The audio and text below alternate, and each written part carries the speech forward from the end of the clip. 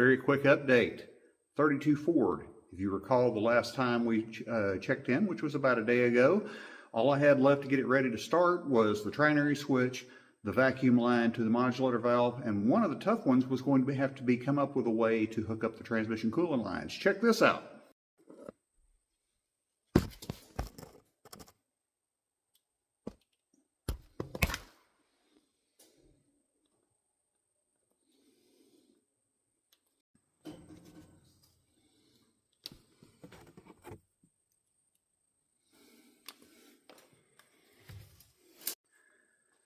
I'm noticing the more I jam into this car, the less room I have. It's already a small car. I'm putting more and more stuff in it. Honestly, there was no 32 Ford on the face of the earth that had an automatic transmission needing coolant lines or air conditioning or anything like that. Trying to make it fit as best I can. I am going to neaten it up a little bit more, but the lines are roughed in, that much closer to starting. The next thing I'm going to do before I get to all of that and crawl under there, because I'm old and I don't feel like crawling around, is I'm going to clean up all this wiring that's left hanging. All of my connections are good, brakes are good, and then once that's done, I'm also going to put down my cool mat to isolate noise and heat into the cabin of the car. Then I have gotten the brakes working, all the electricals working with a few minor connections left to be done. I've gotten the vacuum advance on the distributor hooked up. I've gotten the emergency brake cable hooked up, and I got all of the connections to the radiator, to the coolant lines, to the transmission hooked up. One of the few things I've got left is this. This is the modulator valve on the back of the C4 transmission that I got out of a 1970 Torino GT. That modulator valve is responsible for controlling the shift points of the automatic transmission. That needs to be connected to vacuum at this point on the carburetor. Now what that requires is the vacuum port there and the vacuum port that you just saw on there is connected with these elbows right here with some steel tubing going between them. Now I have already mocked up a steel tubing line, but I just discovered the diameter of this is too small. So this particular one won't work. I've got to run to the parts store and connect that. I'm going to use that particular thing that I bent because it actually, with the exception of trimming off the ends of it and connecting it to the vacuum hoses, that is the shape that I need to go down to it. So I'm going to use that as a pattern when I get the correct diameter line. Once I get that done, I'm going to hook up the modulator valve to the vacuum on the carburetor. Once that is complete, I've got one or two electrical connections to do, which is not that big of a deal, and I've got some cleanup in the actual car to do. But once that is done, I believe, unless I'm missing something, and of course I will run through a full diagnostic area to make sure I'm not forgetting anything, I believe that is one of the last things I need to do before this thing gets started. I inserted the electrical connections for the fuel pump, so that is all good to go. I have already done an integrity check on the fuel lines. I did reveal a leak. That leak was at the fuel filter.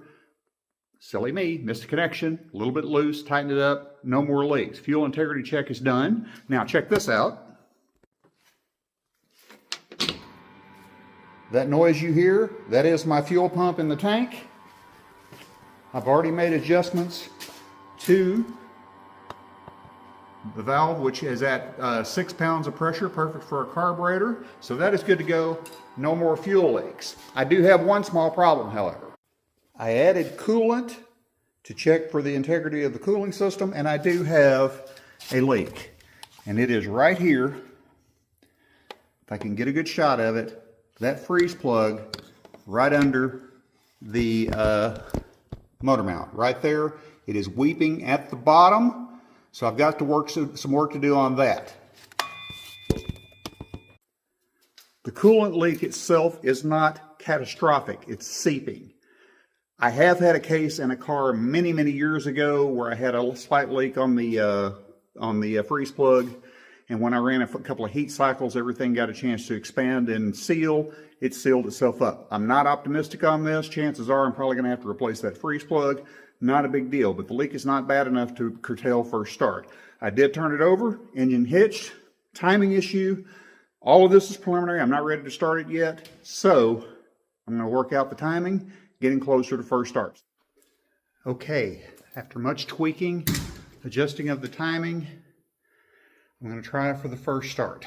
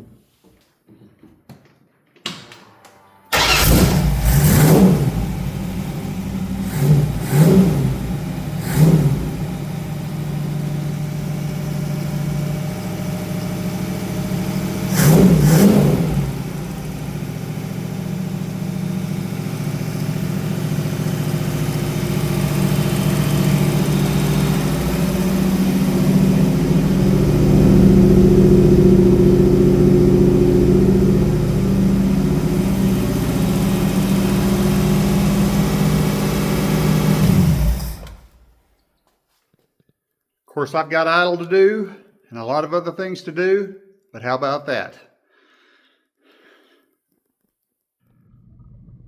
And now, on to the next one. Thanks for joining me for this quick video. Hope you enjoyed it. See you again soon for more stuff.